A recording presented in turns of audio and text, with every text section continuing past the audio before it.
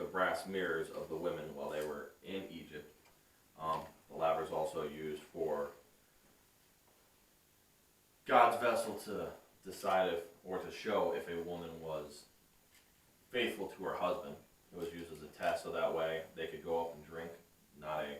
Not a reason to get an abortion, even though some people misconstrue that. But it is God saying, if you didn't, you're good, and that was without paternity test and all this and that.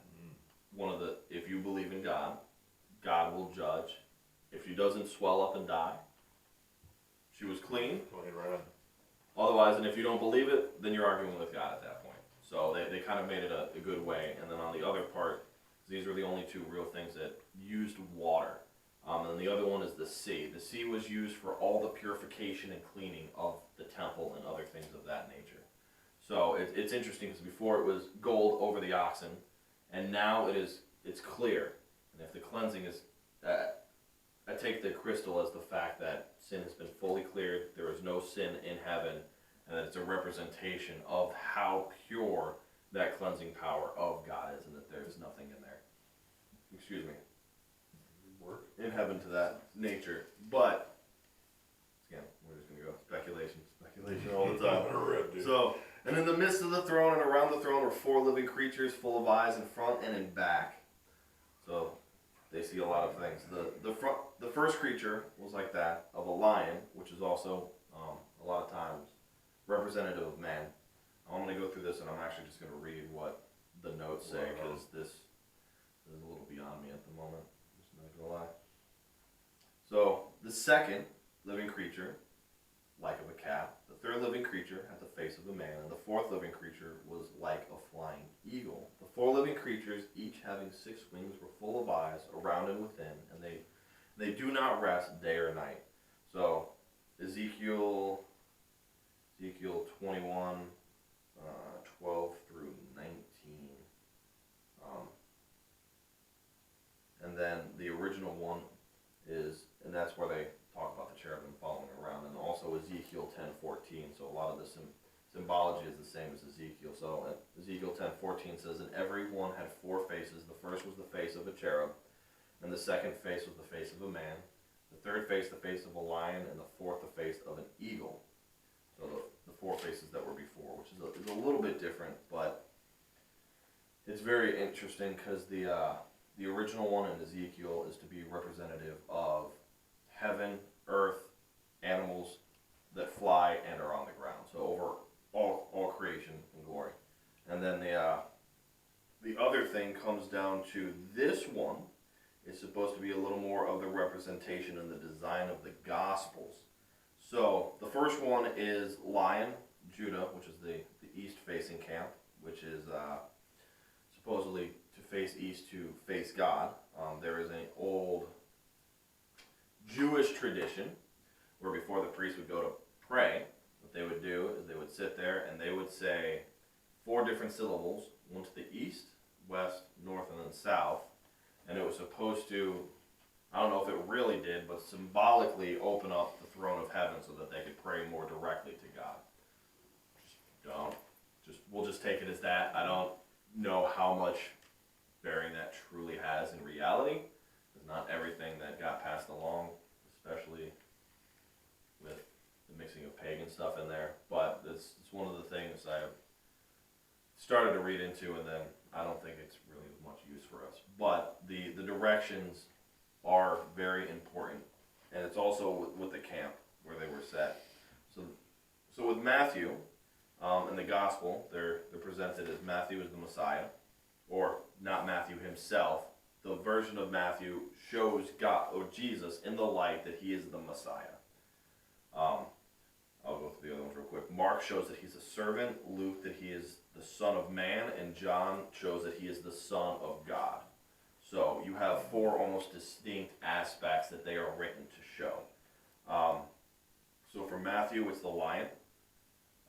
Mark, it's the ox, which is west for Ephraim. Luke is for man, Reuben in the south, and John is the eagle.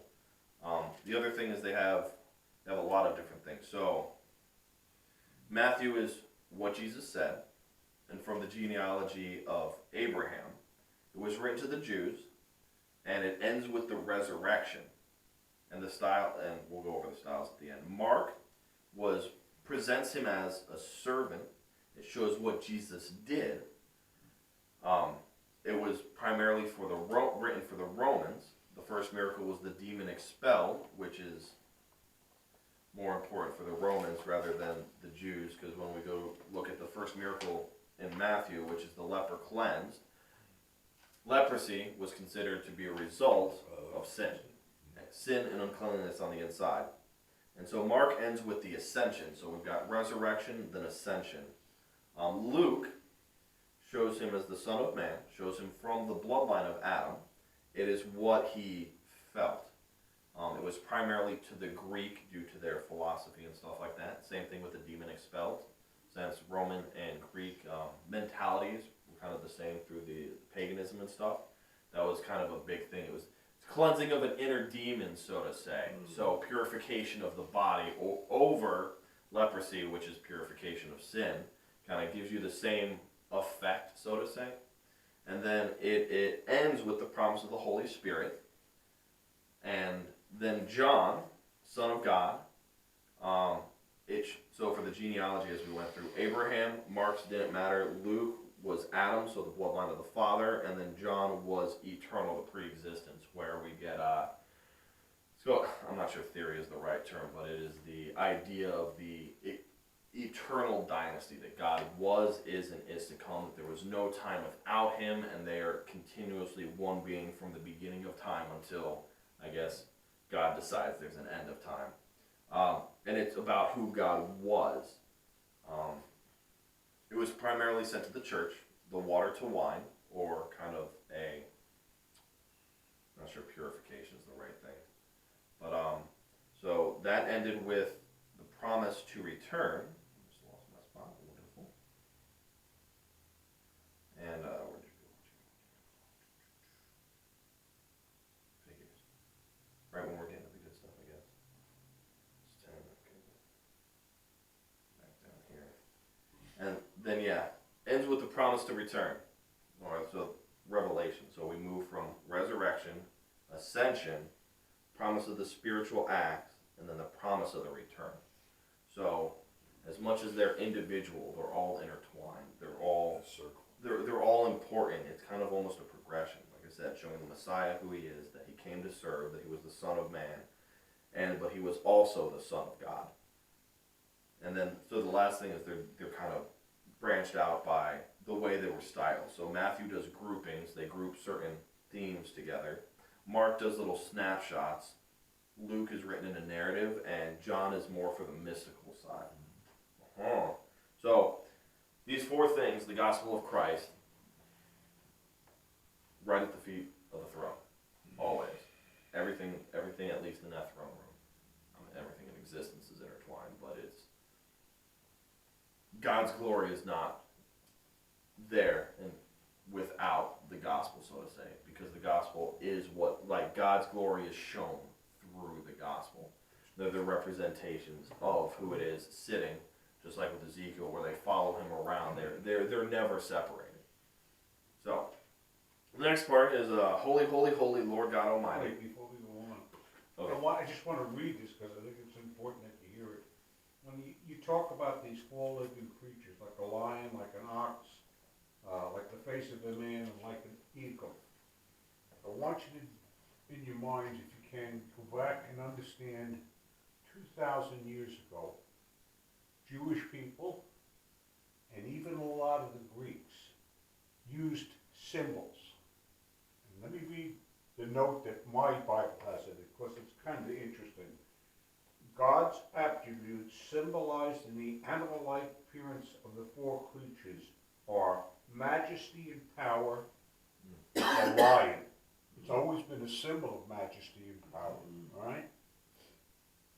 Faithfulness, the ox. It's stubborn, it don't move, it's steadfast, it is faithful. Dude, a horse Right. will run off, but an ox will stay at the wagon. Yeah. Intelligence for man. Man is the only creature that has, as far as we know, intelligence and the ability to reason, think, and logic.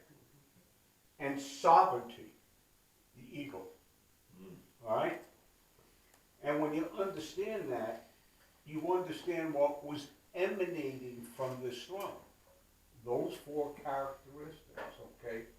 Faithfulness, loyalty, majesty, knowledge, what was the other one? I forget. Sovereignty. Hang on, I'm just stupid.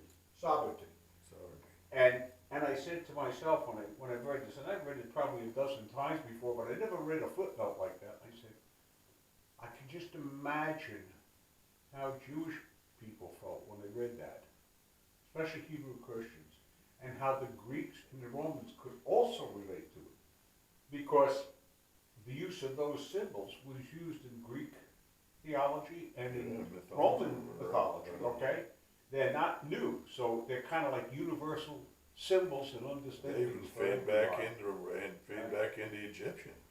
Yeah, I mean, they do. absolutely. The other thing I wanted to point out, and this goes back a little bit when we talk about the 24 elders that were sitting on the throne. My Bible doesn't have any comments about it, but I'm going to tell you something that I had read.